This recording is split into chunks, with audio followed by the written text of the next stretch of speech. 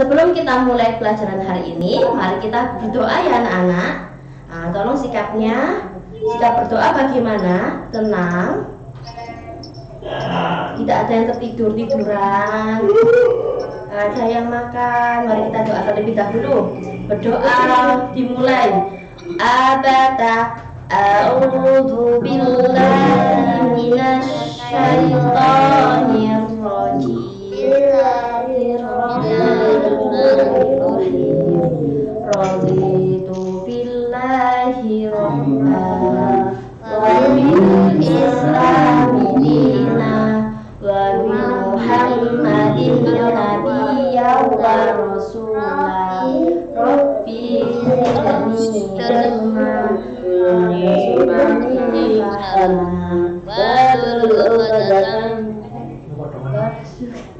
amin ya rabbal alamin. Oke, bagaimana kabarnya hari ini anak-anak? Alhamdulillah, bersemangat. Betul.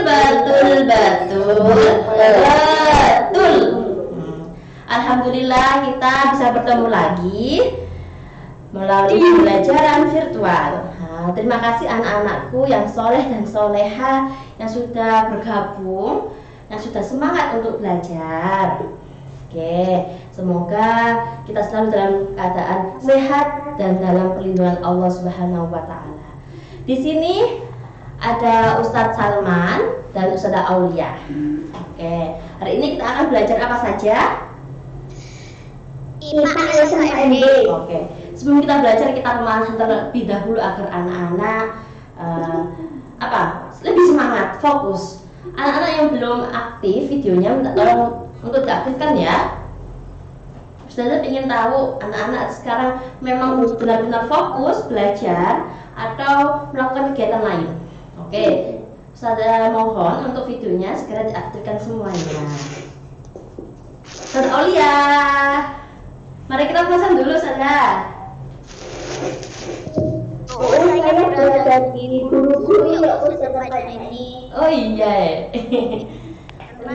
Oke, kita akan bermain permainan Michikai. Anak-anak sudah tahu apa itu Michikai? Ketika Ustaz akan membuat 4 gerakan. 1, gerakan yang memegang kepala, kedua leher, ketiga siku, dan keempat mukul telapak tangan. Gerakannya ada 4. Kepala, leher, siku, dan juga tangannya satu yang memukul tangan satunya. Apa gerakannya? 1, 2, 3, 4. Oke. Aturan lainnya adalah ketika Ustazah bilang Michikai, Ustazah akan bergerak. Anak-anak boleh bergerak sesukanya, tetapi tidak boleh menirukan gerakan Ustazah. Semisal Michikai, Ustazah pegang kepala, berarti anak-anak boleh melakukan gerakan apapun kecuali di antara 4 itu ya gerakannya ya, kecuali memegang kepala. Oke? Oke, Ustazah Aulia. Apa megang kepala kita belajarnya megang Bunda, 4 gerakan tadi, kepala, leher, siku, dan juga mengepal begini. Iya. Tidak menirukan gerakan Ustazah ya. Ketika Ustazah bilang Michikai, berarti anak-anak melakukan gerakan 4 gerakan itu kecuali yang Ustazah gerakan ini. 1, 2, 3. Michikai. Fokus salah, berarti belum fokus anak-anak. Itu lagi. Pak Salman juga itu sepertinya kurang. Ayo Pak Salman, ada yang lainnya juga. Lagi-lagi Ustazah Aulia ya, juga ikut ya. 1, 2, 3. Michikai. Oke. Ustazah Aulia tidak boleh sama dengan saya. Gerakannya gak apa juga. Ayo lakukan 4 gerakan itu kecuali yang Ustazah gerakan. Apa menurut Ustazah? Michikai. Oke, alhamdulillah sudah lebih konsentrasi anak-anak. Michikai. Oke, bagus. Michikai. Lebih cepat ya. Michikai. Pak Salman. Pak Salman. Michikai. Michikai. Michikai. Iya. Baik. Nah, anak-anak, alhamdulillah Ustazah lihat itu sudah semangat, sudah kembali semangatnya dan konsentrasinya. Yang lainnya yang belum aktif, tolong Ustazah diaktifkan ya kameranya. Mari kita hari ini belajar bersama Ustadz Salman. Untuk Ustadz Salman kami persilakan. Monggo Ustadz. Terima kasih. Assalamualaikum warahmatullahi wabarakatuh. Waalaikumsalam warahmatullahi wabarakatuh. Alhamdulillah, syukurlah, la haula wala quwwata illa billah. Anak sekalian yang dirahmati Allah Subhanahu wa taala, syukur alhamdulillah pada hari ini kita diberikan ketetapan iman dan Islam, berikan kesehatan, kesempatan sehingga kita masih bisa bersilaturahim di media sosial kita yaitu Zoom ini. Di pembelajaran di pagi hari ini. Salawat salam kepada Nabi Muhammad SAW. Mudah-mudahan kita selalu itibak kepada beliau sehingga nanti kita akan menjadi orang-orang yang selamat di dunia dan di akhirat nanti ya. Amin. Kita hari ini akan belajar tentang fikih ibadah yaitu tentang toharo. Di pertemuan sebelumnya, di modul sebelumnya itu sudah ada tentang toharo. Yaitu di awal itu tentang pengertian toharo, terus kemudian macam-macam toharo. Kira-kira apa ya Pak? Arsi ikut Pak. Masih ingat enggak ya pengertian toharo? Mbak Zahra, masih ingat dalam toharo? Dalam Pak? Lupa ya. Modulnya dibuka ya. Pengertian iya Pak, sebentar Pak. Aku ingat-ingat dulu Pak. Pakai otakku ini Pak. Bentar Pak. Iya. Toharo itu, nanti Ustaz Salman resum sedikit ya. Kalau di pertemuan minggu lalu adalah tentang munafik. Sekarang kita berbicara tentang toharo. Pengertian toharo yang lalu adalah bersuci. Toharo adalah bersuci dari dua hal, yaitu dari najis dan hadas. Ya, kalau najis itu adalah sesuatu yang membuat kita itu terhalang untuk melaksanakan ibadah, mulai dari bayi, terus kemudian air liurnya anjing dan lain sebagainya. Yang kedua adalah hadas. Hadas adalah sesuatu yang keluar dari dua jalan. Ingat-ingat, sederhana, maknanya gampang. Hadas itu adalah sesuatu yang keluar dari dua jalan. Apa itu? Jalan depan dan jalan belakang. Ustaz Salman bilang begitu ya dulu ya. Jalan depan itu adalah seperti pipis. Jalan belakang itu seperti buang air besar dan kentut. Itu adalah bagian-bagian dari hadas. Kalau terjadi hal itu, kentut, pipis, buang air besar, maka harus berwudu kembali. Nah, itu adalah toharo. Jadi bersuci dari dua hal, yaitu najis dan hadas. Ya. Nah, sekarang kita akan masuk di bagaimana cara menghilangkan dari macam-macam hadas, macam-macam bersuci, baik hadas maupun najis maupun hadas. Bagaimana caranya kita bersuci? Nah, itu dilihat modulnya anak-anak. Najis. Pertama kita akan berbicara tentang najis ya. Kemarin juga sudah kita sebutkan najisnya ada 3, najis mukhaffafa, mutawasito, dan mukhaffafa. Mukhaffafa itu artinya ringan. Ringan itu ya itu kecil. Artinya air seni bayi laki-laki. Iya, di situ saya sama sebutkan yaitu kencing bayi laki-laki yang masih belum berumur 2 tahun. 2 tahun. Dan belum makan kecuali makan nasi. Loh, kan sekarang kan anak-anak sudah banyak yang makan nasi. Nah, kalau mengikuti sunnahnya Rasulullah, anak-anak kita itu seharusnya tidak makan nasi sampai usia 2 tahun. Loh, lah makan apa Ustaz? Air susu ibu alias ASI. Ya. Ya, itu sunnahnya Rasulullah. Kita itu kalau disunahkan untuk anak-anak kita, mungkin nanti anak kalau sudah dewasa, diusahakan anak itu tidak diberi makan yang lain, tidak diberikan susu yang lain kecuali air susu itu. Tujuannya apa? Ya ada banyak hal. Salah satunya adalah dengan air susu ibu itu menjadikan kita semakin sehat, imun kita juga kuat, apalagi sekarang ini corona ini, sehingga kalau kita insya Allah kalau kita itu air susu ibunya itu sampai 2 tahun, daya tahan tubuh kita itu juga akan lebih kuat daripada yang lainnya. Karena susu formula itu kandungan gizinya juga masih kurang banyak dengan air susu ibu. Ya, dan mudah-mudahan anak-anak semua ini ya dulunya juga air susu ibu ya. Nah itu ada hubungannya juga dengan toharo ini, sehingga kenapa bayi yang 2 tahun itu ya karena tadi itu sunnah Rasulullah, bayi itu disusui sampai 2 tahun. Kemudian setelah 2 tahun itu boleh dimakani macam-macam, mulai bubur, pisang, macam-macam itu ya, atau susu formula sebagai tambahan. Nah, caranya bagaimana? Mudah sekali. Kalau kamu kena pipisnya adikmu misalnya ya, maka cukup dengan mengusap. Nah, di situ saya sama sebutkan ya, cukup dengan Air yang suci itu maksudnya apa, Pak? Suci. Ya, air suci. Air suci loh ya, bukan air apa? Air mata ya, Pak ya. Yang nangis air itu suci. Air suci itu yang air yang buat anak-anak wudhu itu ya. Jangan mengambil air kotor. Bukan yang air dari mata kita, Pak. Air nangis, Pak. Jangan ya. Air suci ya, artinya air yang bisa digunakan untuk berwudhu. Ya. Seperti membersihkan rumah atau ngepel rumah. Kalau yang digunakan untuk ngepel itu kotor ya kotor juga akhirnya.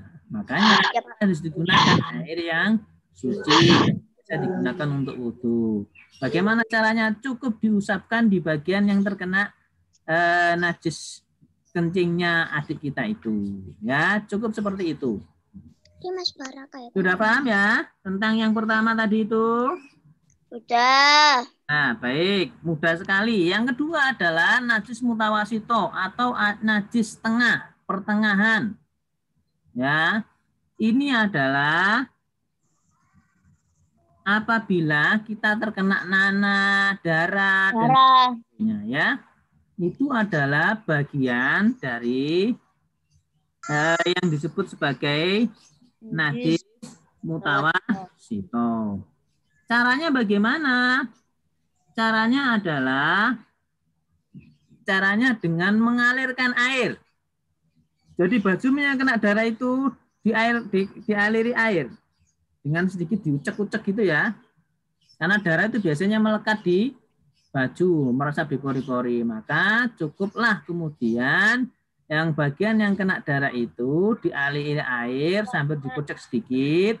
Terus kemudian bisa digunakan lagi untuk melaksanakan sholat. Ya. Ingat dulu ya, najis itu berhubungan dengan tempat atau pakaian yang kita gunakan untuk ibadah. Kalau hadas itu berhubungan dengan diri kita sendiri, harus dibedakan.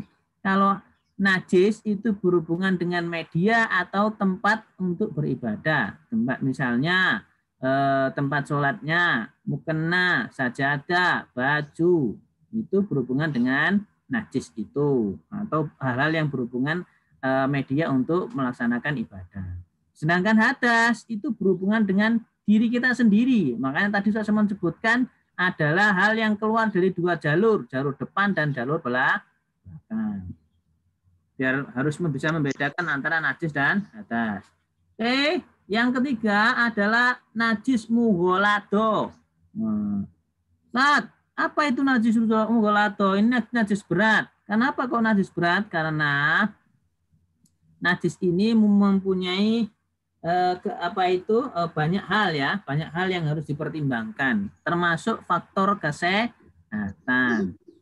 Karena anjing itu, air liur anjing itu mengandung banyak bakteri yang kemudian juga harus diperhatikan oleh kita, ya.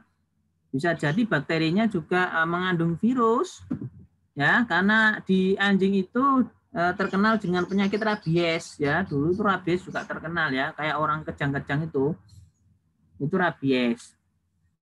Nah, oleh karena itu, kalau kita terkena, baik badan kita, baju kita, atau alat-alat makan kita terkena air liur anjing, maka caranya adalah dengan mencucinya sebanyak 7 kali.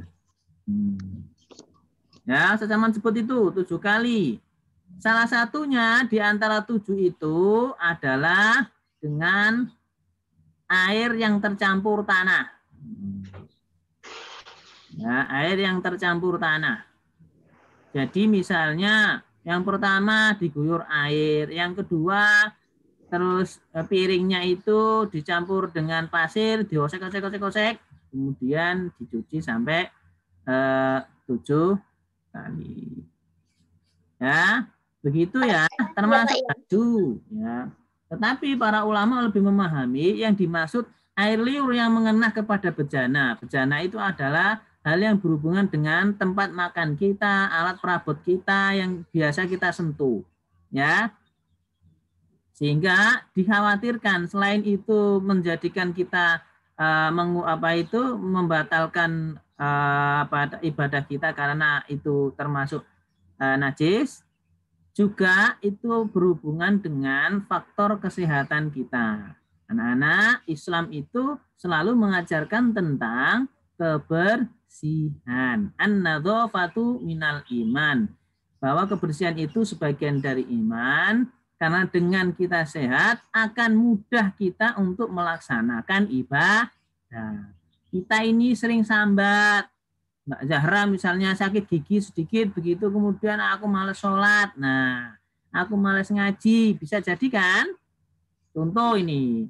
Itu yang terjadi. Makanya kita orang Islam itu diminta untuk sehat. Sehat badannya, sehat fisiknya. Salah satunya mencegah kesehatan badan dan rohani kita adalah badan kita harus menjaga tempat-tempat yang kita miliki atau tempat ibadah kita, pakaian kita harus kita bersihkan, rumah kita harus kita bersihkan, dan hati kita harus juga kita bersihkan. Makanya sholat itu adalah dalam rangka membersihkan hati dan pikiran kita supaya kita menjadi pribadi yang selalu ingat, selalu ibadah kepada Allah. Oke, sudah ya, kita masuk di materi selanjutnya. Tadi adalah tentang bagaimana kita membersihkan dari najis, baik najis mukhaffafa, mutawasito, dan mughalladho. Ya, sekarang kita masuk di cara membersihkan hadas. Hadas di materi sebelumnya dan sekarang kita Ustaz Samad ulas lagi. Hadas dibagikan menjadi 2. Yaitu hadas kecil dan hadas besar. Hadas kecil contohnya apa? Mbak Zahra, contohnya hadas kecil apa Mbak Zahra? Atau Mas Wildan?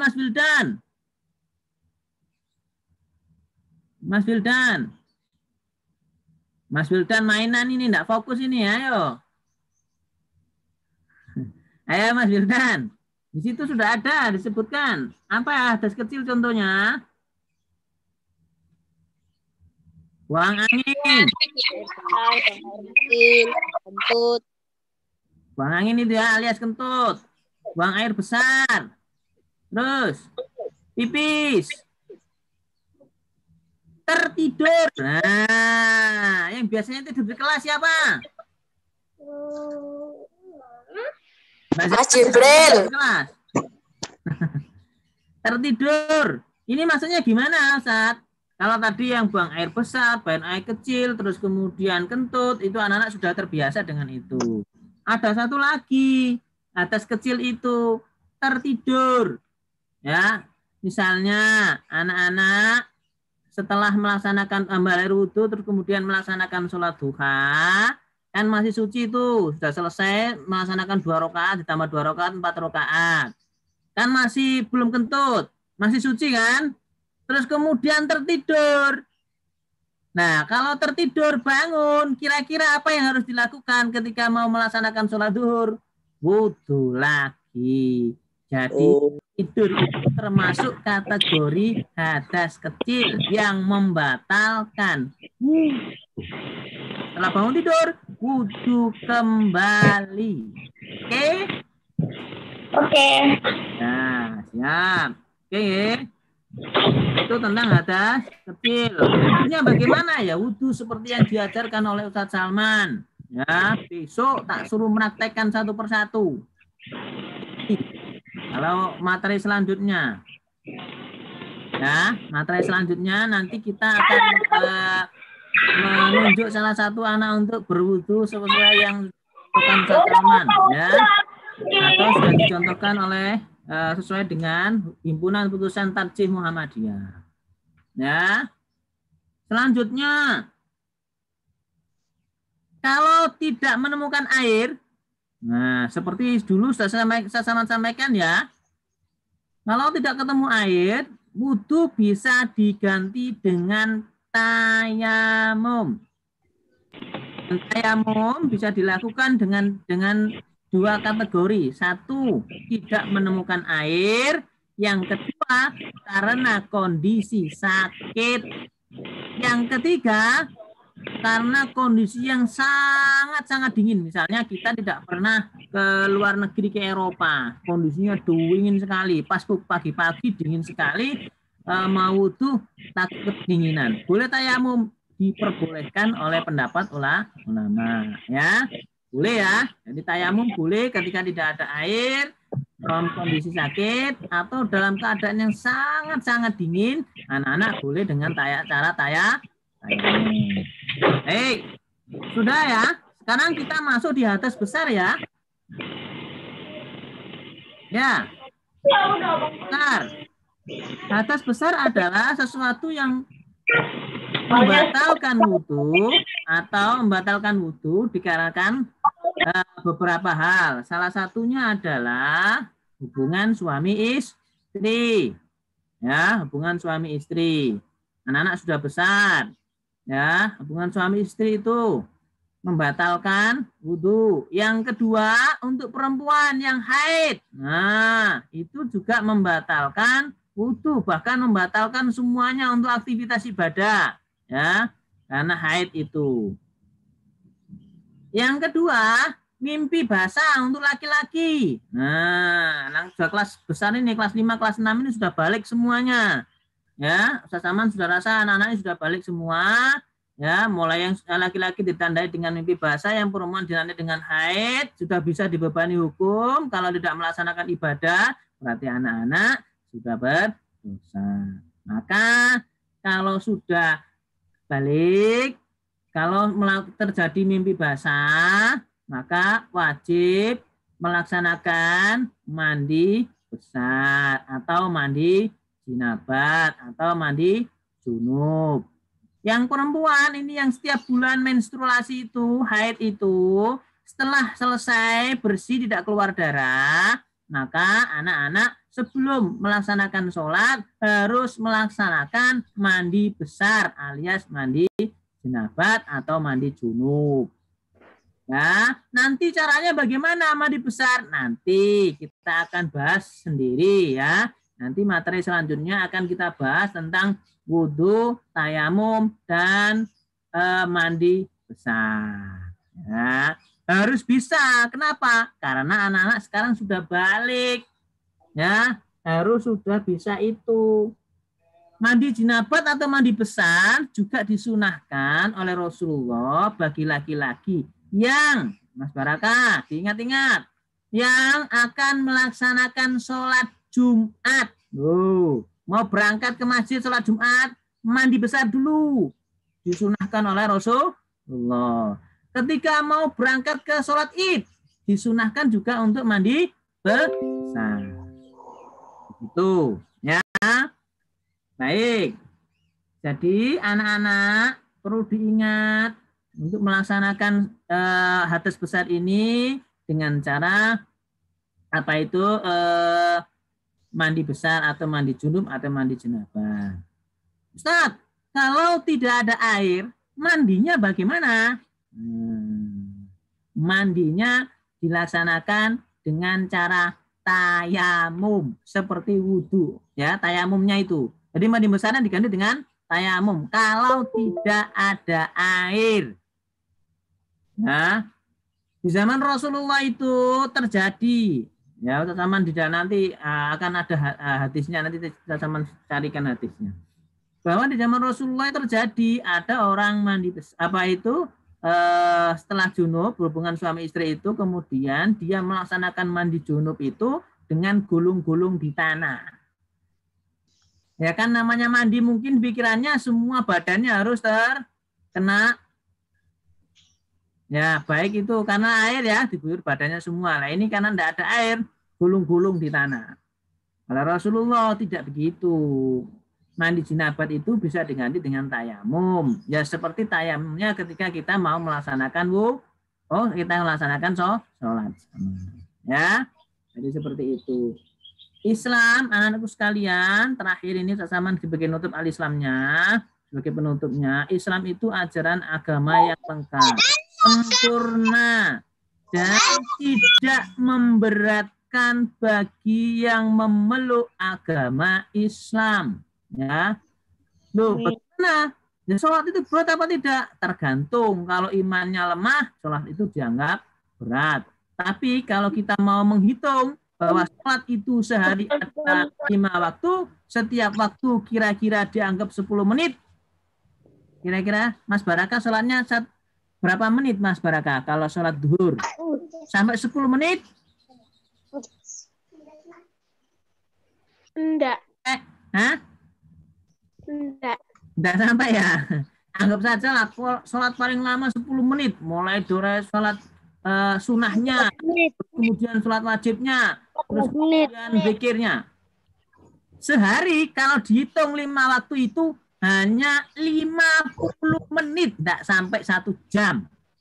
Loh, masa berat sholat hanya 50 menit atau sebut saja lah 1 jam. Kamu masih ada waktu 23 jam.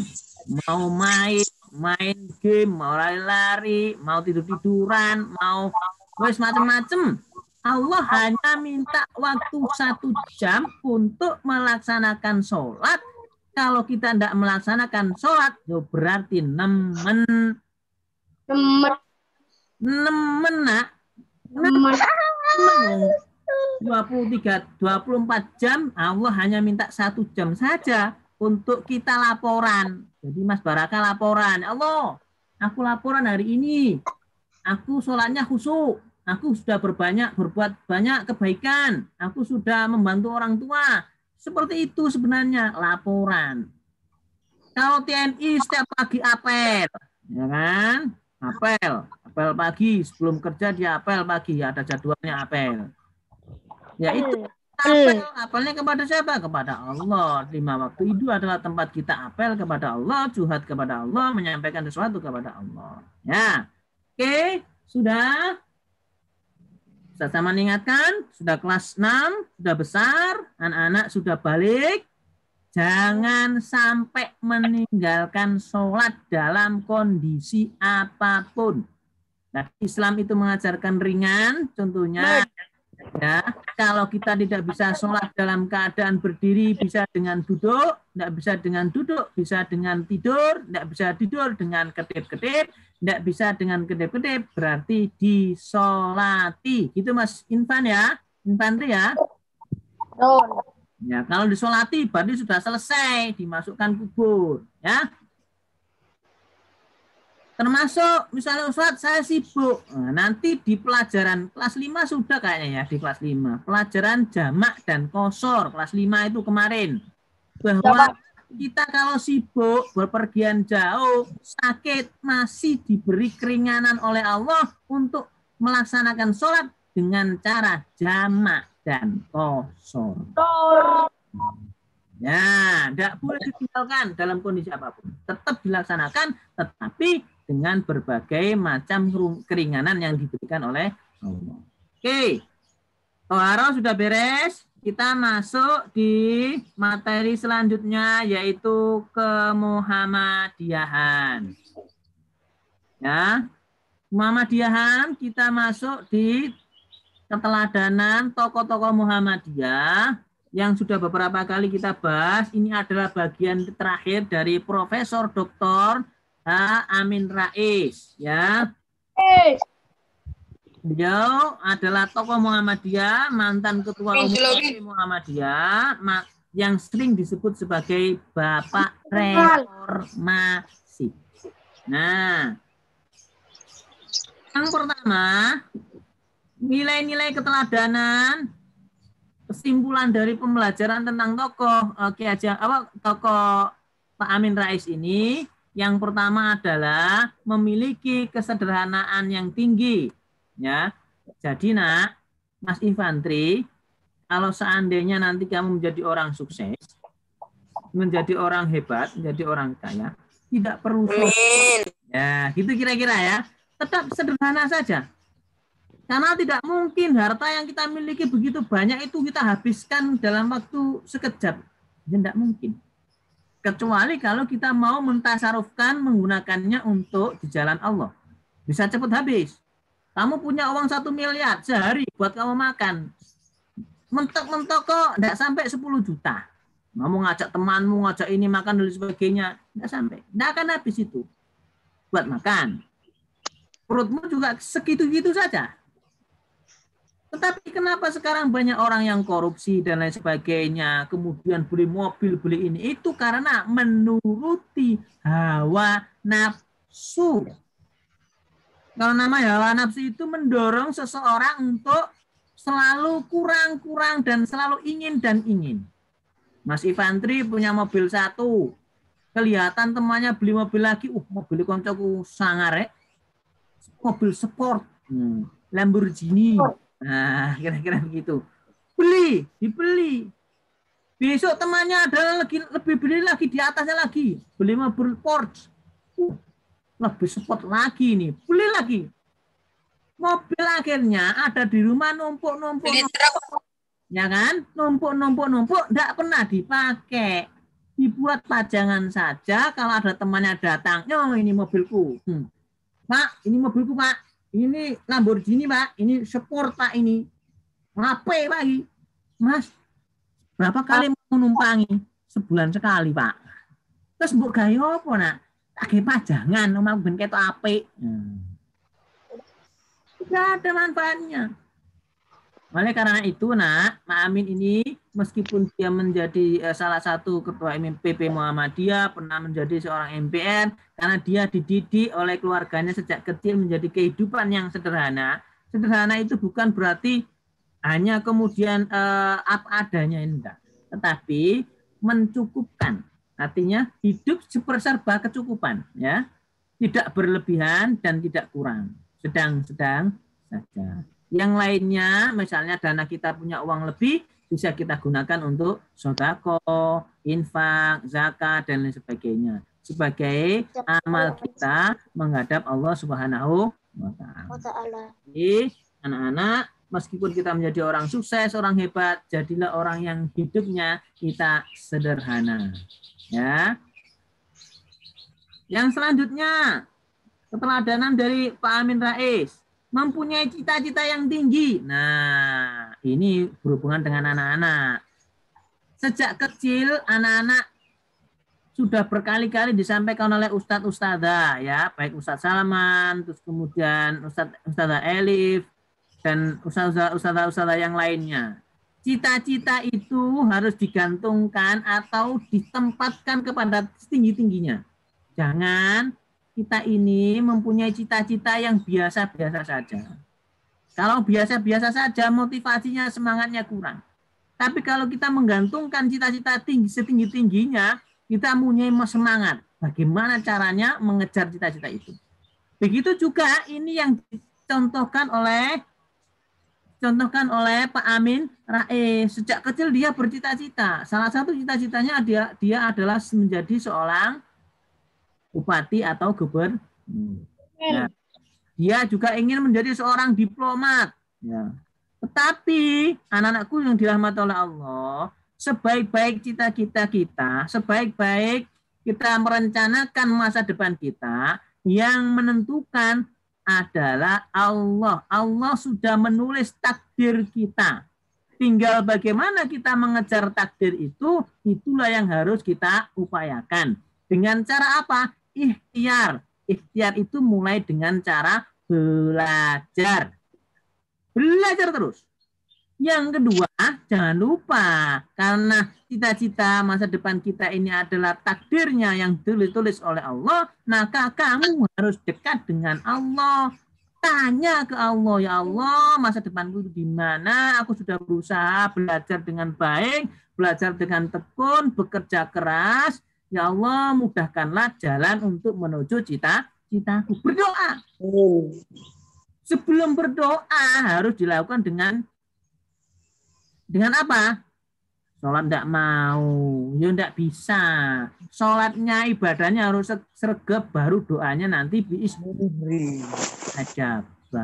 Anak-anak yang soleh dan soleha itu adalah anak-anak yang doanya pasti mustajabah.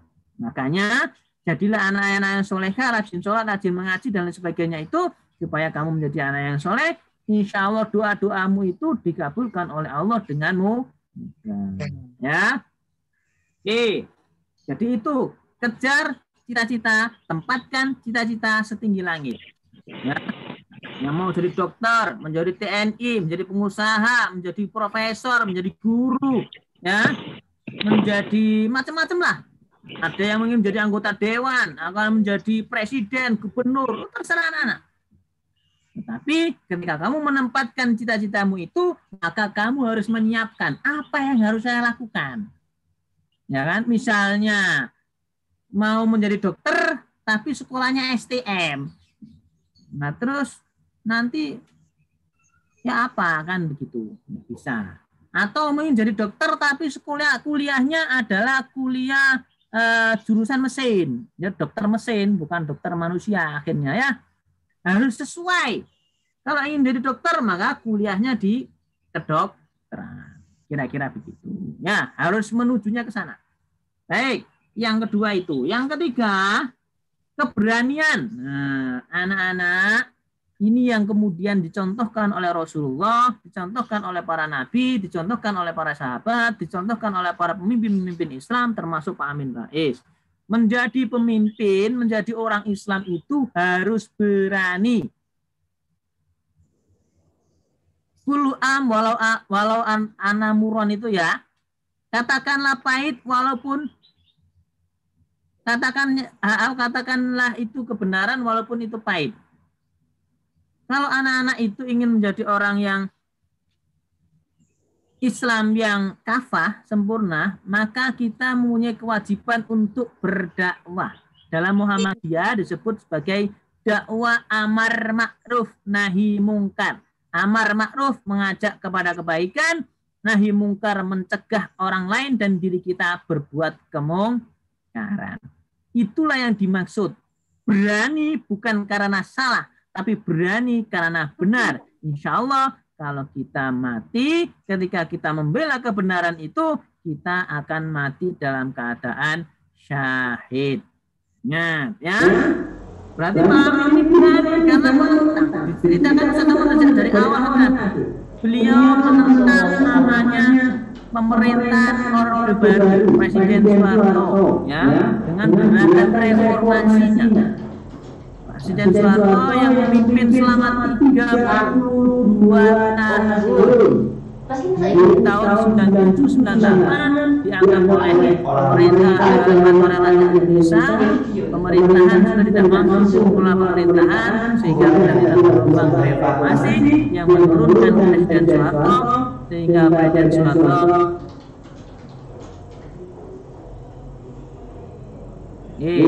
baik itu ya. Yang terakhir ada yang terakhir ya. Nah, yang terakhir memiliki ilmu agama.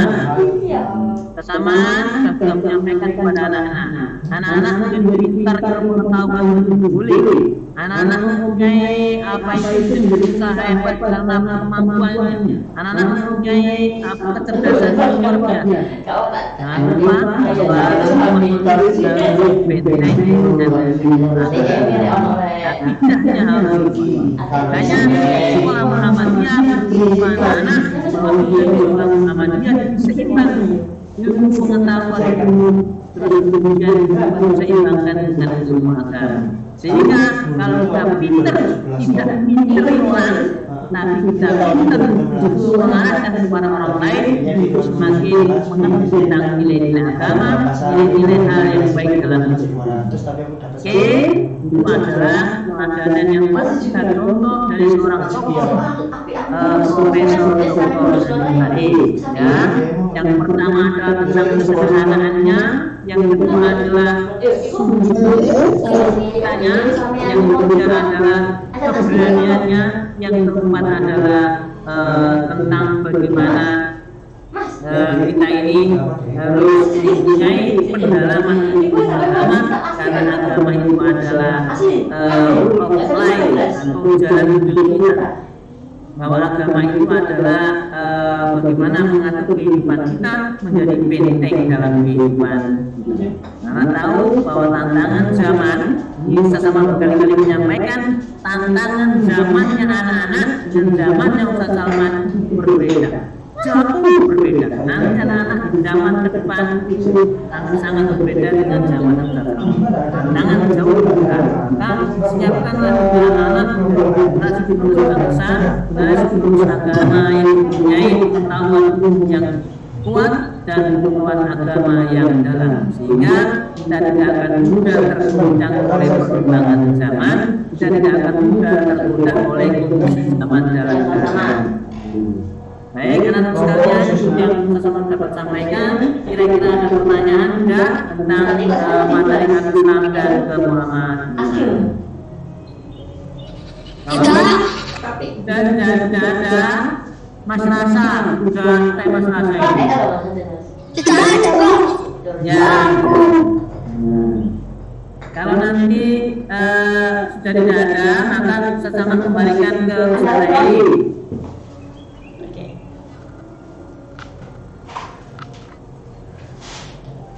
Oke, terima kasih Ustaz Salman. Ya, alhamdulillah, semoga menjadi ilmu yang bermanfaat ya anak-anak. Jangan lupa diamalkan, diterapkan dalam kehidupan sehari-hari apa yang sudah disampaikan tadi. Oke, Mas Jibril, apa itu Mas Jibril? Ya. Dibuka modulnya IPA, anak-anak. IPA ya, di ini ya, sekarang IPA. Tadi kita sudah belajar dengan Pak Salman. Nah, IPA kali ini kita akan belajar mengenai menghasilkan energi listrik. Nah, di era sekarang apakah manusia itu memerlukan listrik tidak? Ya, bahkan semua kegiatan yang kita lakukan setiap hari itu memerlukan listrik. Nah, kalau di Indonesia listrik yang banyak digunakan itu apa ya? Listrik tenaga apa? Listrik tenaga apa kira-kira? Ini mana suaranya anak-anak? Ah, baik. Kita cari tahu bersama-sama. Listrik dihasilkan di pusat pembangkit menggunakan beragam sumber energi. Nah, berikut komponen atau peralatan yang diperlukan adalah yang pertama, air dari waduk atau sungai. Yang kedua, pintu air. Maka air dari waduk atau sungai itu masuk melalui pintu air. Terus yang ketiga ada katup pengaman. Yang keempat, tangki pengaman tekanan. Yang kelima, pipa pesat. Yang keenam, katup pengatur tekanan. Ketujuh, turbin. Yang delapan, generator, yaitu mengubah energi gerak menjadi energi listrik. Nah, selanjutnya ada transformator, ada step up dan step down, yaitu untuk menaikkan atau menurunkan listrik. Selanjutnya akan disalurkan ke transmisi, ke saluran transmisi, yaitu disalurkan ke kita, yaitu apa, konsumen kita. dari transformator ini akan disalurkan ke konsumen, yaitu kita melalui saluran transmisi. Oke. Di Indonesia banyak yang digunakan adalah listrik tenaga air, karena di Indonesia banyak kita temukan sungai, waduk, air terjun, ya banyak kalau di Indonesia banyak. Maka dari itu pembangkit listrik tenaga air banyak digunakan di Indonesia. Selain pembangkit listrik tenaga air, ada apa saja ya? Berikut ada pembangkit listrik tenaga angin, ada juga pembangkit listrik tenaga uap, pembangkit listrik tenaga diesel, pembangkit listrik tenaga panas bumi, dan pembangkit listrik tenaga nuklir. Anak-anak pernah menemukan yang mana yang sering anak temukan? Pembangkit listrik angin. Iya, angin, air itu sering kita temukan ya, baik di Indonesia. Selanjutnya,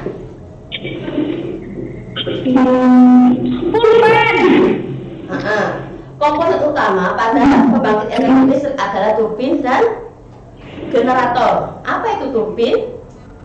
Nah, coba anak-anak tulis di bawahnya. Kan tidak ada di modul apa? Berarti turbin itu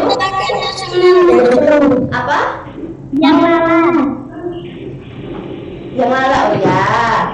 Turbin itu adalah menghasilkan energi gerak atau kinetik, sedangkan generator itu mengubah energi listrik menjadi energi gerak. Jadi selain banyak ya kita temukan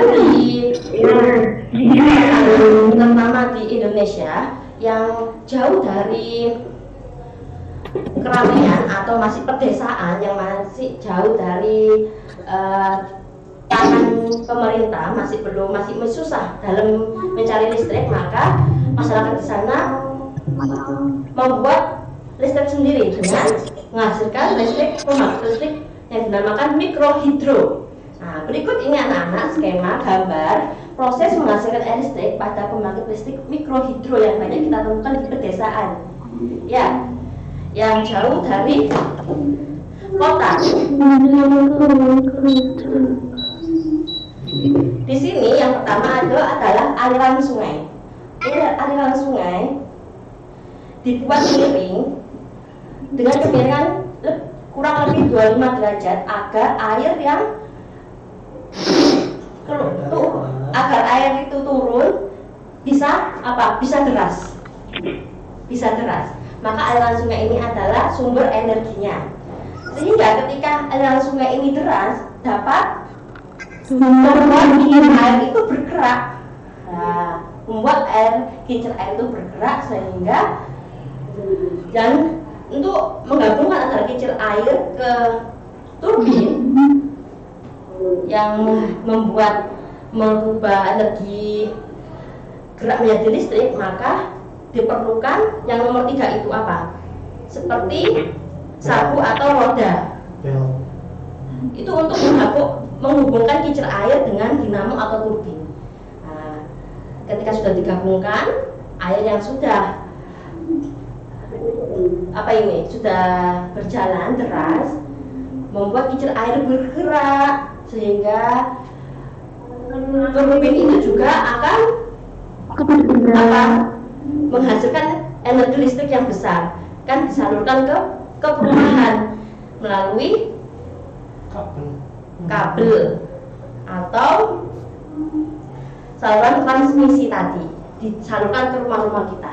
Maka semakin deras aliran sungai itu, maka kincir air semakin cepat, maka generator juga akan semakin cepat, sehingga energi yang dikeluarkan akan semakin besar, sehingga rumah-rumah yang kita sebagai konsumen, lampu yang kita dapatkan atau listrik yang kita dapatkan semakin besar, dan masyarakat yang menggunakannya juga semakin banyak, karena energi yang dihasilkan juga besar, maka yang mengkonsumsinya, menggunakannya juga besar dan lebih terang. Coba anak-anak lihat di Ayo Berlatih. Nomor 1 kira-kira dibaca Mbak Zahra. Nomor 1 nak? Ya, Us. Iya. Nomor 1 tak Us. Iya, nomor 1. Komponen utama bagian listrik tenaga air PLTA adalah Ya, apa? generator atau dinamo. Oke, hebat. Nomor 2. Mbak Miftah. Ya, Us.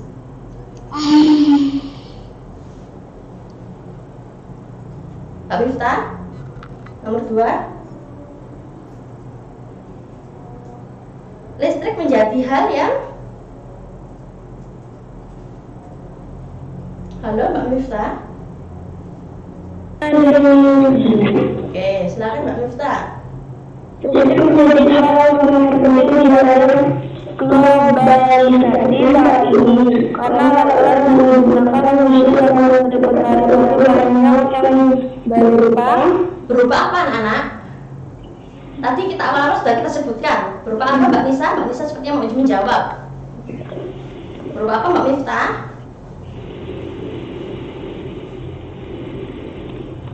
Silakan Mbak Nisa. Siapa yang bisa menjawab? Iya, Mbak Nisa. Kita tolong diaktifkan Mas. Berupa apa Mbak Nisa? Yang keras? Hah? Apa? Banyak peralatan yang memerlukan listrik, yaitu bahan-bahan elektronik itu membutuhkan listrik ya. Mesin yang tepatnya listrik Mbak Zara. Mas, listrik ya Mas ya. Ya. Nah, nomor 3. Coba Mas Abizar. Oke. Ya. Mas Abizar. Ada Mas Abizar, mana suaranya nak? Iya, Kak Nore. Nanti. Coba Mas Abizar. Oke, Mas Abizar. Coba Mas, siapa yang berani? Angkat tangan nomor 3. Nomor 3. Mas Baraka. Oke, Mas Baraka, silakan nomor 3. Nomor 3 dibaca nak. Nomor 3. Pembangkit listrik yang banyak digunakan. Tadi kita sudah singgung di penjelasan Ustazah tadi. Listrik tenaga air. Oke, listrik tenaga air. Terus selanjutnya nomor 4. Bagus. Oke, dari 6 cerdas, coba siapa? Angkat tangan, Mbak Zahira atau Mas Irham, silakan nomor 4.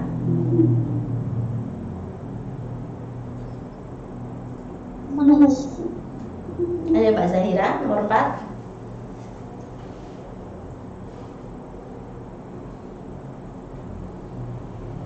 Loh, kok hilang malahan? Oke, Mbak Zahira. Malah tiduran. Halo Mbak Zahira. Mbak Nisa, bagaimana Mbak Nisa? Mbak Mukti mana ya? Tahu nggak pernah dilihat. Coba Mbak Nisa nomor 4.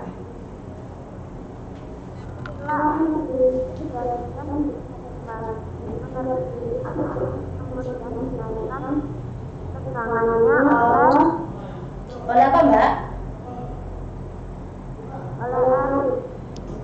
Oh, setelah energi listrik dihasilkan di pusat pembangkit, energi listrik tersebut kemudian dinaikkan tegangannya oleh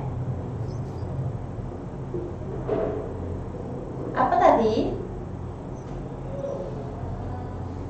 Transformator.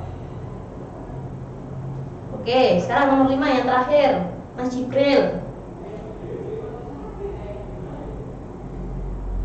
Mas Jibril.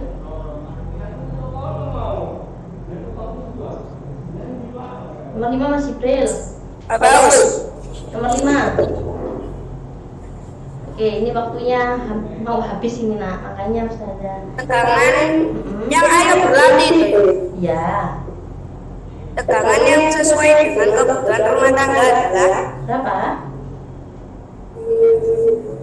tegangan. Ada itu dibacaannya. Yang sesuai dengan kebutuhan rumah tangga berapa? 220 volt. Oke, baik. Hari ini kita sudah belajar apa saja ya anak-anak ya? 420. Oke. Selanjutnya nanti anak-anak lebih dalami lagi tadi yang belum dipelajari modulnya, nanti kembali dibaca lagi dari penjelasan Ustazah, nanti diperdalam dengan membaca modulnya. Nah, karena waktunya sudah habis anak-anak, kita hari ini sudah belajar apa ya? Apa saja? Al-Islam, Toharo, terus apa lagi? Najis. Terus apa lagi? Hadas. Habis itu ada susah. Oke, apa lagi? KMT-nya tentang apa? KMT-nya tentang apa? Rapi.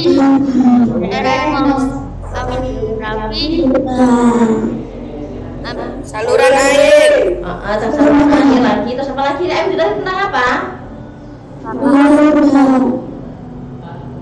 Amin Rais.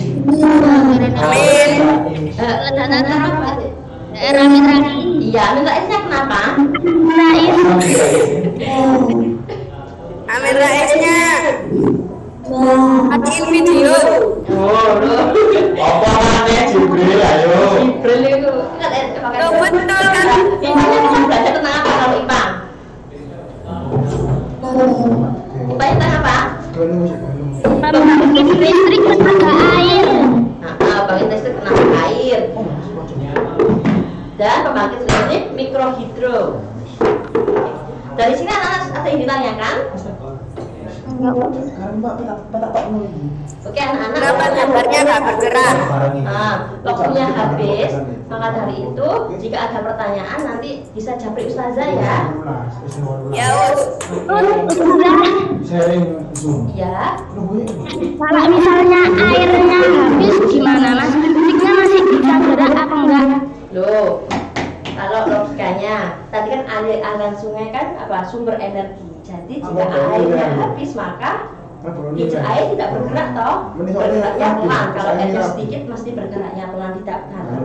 Jika air sungainya semakin deras maka kincir airnya semakin cepat, energi yang dihasilkan semakin besar, sehingga apa energi yang kita dapatkan juga semakin besar dan bisa dinikmati oleh banyak orang.